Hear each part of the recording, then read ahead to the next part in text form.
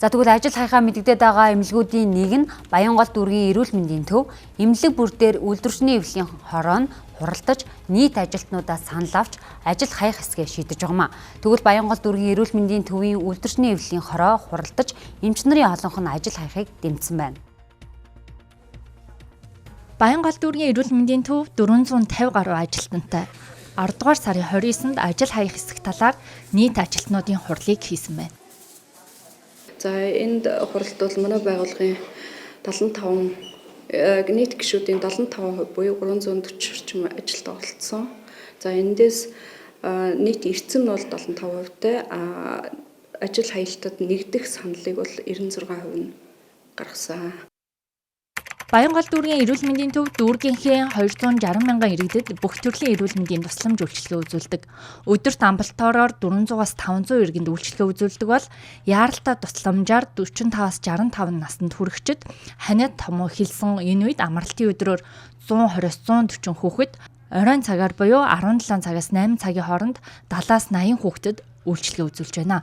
Хэвтэн эмчилүүлэх тасгууд өдөр бүр дүүрэн хүнтэй байгаа гэдгийг хэлж байлаа.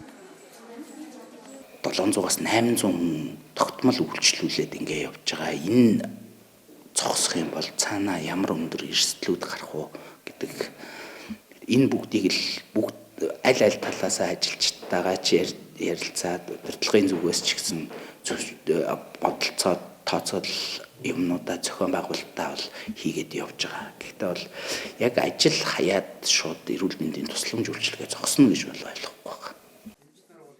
Хэрвээ эмч нар ажил хаявал иргэд эрүүл мэндийн тусламж үйлчилгээ авч чадахгүй нөхцөл байдал үүсэх учраас аль болох ийм байдал үүсэхгүй хичээж байгаагаа албаныхан учирлаж байна. Учир нь зогсоож үйл болох эмнэлгийн тусламж үйлчилгээ олон байгаа юм а. Харин иргэд дараах байр суурийг илэрхийллээ.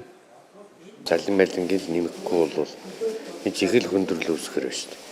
Ажил хийх нь бол зөв гэсэн мөртлөө ард түмэн дээр л ачаал ирж байна. Тэр дээгүр байгаа хүмүүс ачаал ирэхгүй. Одоо ийм цаг үед ажил хаялт зарлах юм бол нэлээд л хүндрэх байх таа гэж бодож байна. Үнэ маргааш хөгдөж байгаа улсад зөндөл байгаа шүү дээ. Эдрийг бол зөвхөн зөв гэж үзэж байгаа юм.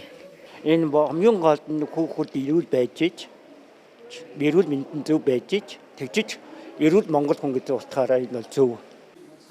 Бусад дүүрэг эрүүл мэндийн төв нэгдсэн эмнэлэгтэй бөгөөд ажил хаяхад аль нэг нь үйл ажиллагаа явуулах боломжтой бол Баянгол дүүргийн эрүүл мэндийн төвд ийм боломж байхгүй. Иймээс эмч нар цалин нэмэхийг дэмжиж байгаа ч ажил хаях хэмжээнд хүрэхгүйгээр асуудал шийдэгдэх хүлээлттэй байна.